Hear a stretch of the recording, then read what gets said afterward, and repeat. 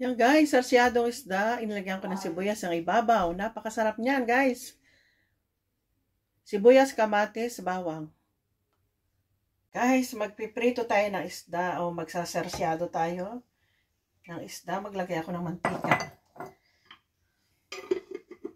Painitin muna natin yung kawali guys para hindi kakapit yung isda. Depende na rin sa kawali. Pero yung kawali ko luma na kaya painitin ko lang muna siya.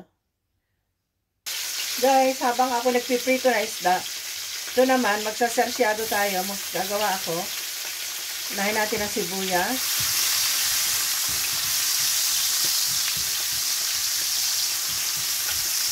Kamatis, lagyan din natin ng luya.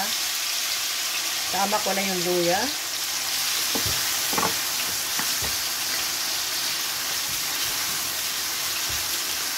Yan.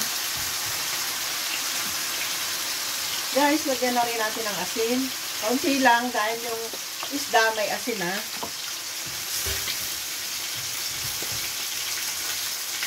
Yan guys, lutuin natin ang lutong-luto.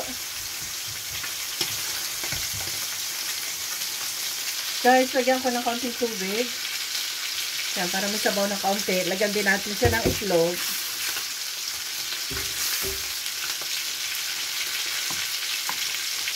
Habang kumukulo guys, lagyan ko ng itlog.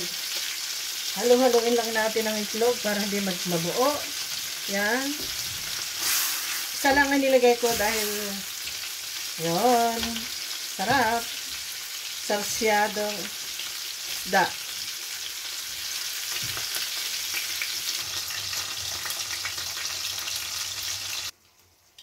Ito na guys, lagay ko yung isda. Aking pinirito. Lagay natin dito. Okay. Yan.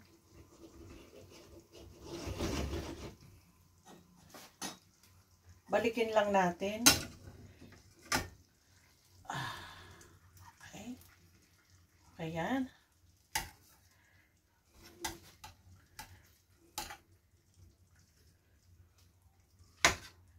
Okay, yan guys.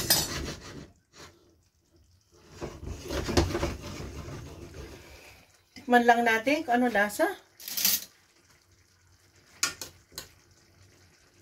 Ito ang sarsyadong isda. May kamatis, sibuyas, bawang, luya.